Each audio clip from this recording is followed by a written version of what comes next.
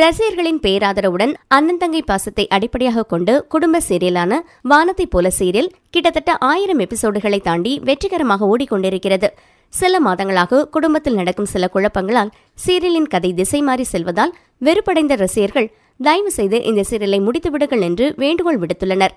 காரணம், தற்போது சின்ராசு சுய நினைவில்லாமல் மருத்துவமனையில் இருக்க பொன்னி கோவில் கோவிலாக சென்று நேர்த்திக்கடன் செய்கிறார். துளசியும் என் அண்ணனை நான் எப்படியும் காப்பாற்றி விடுவேன் என்று இன்னொரு பக்கம் போராடுகிறார். எல்லா சீரியல்களிலும் அரைக்கும் ஆவியை இவர்களும் மறைக்க ரசிகர்களின் ஆர்வம் குறைந்துவிட்டது.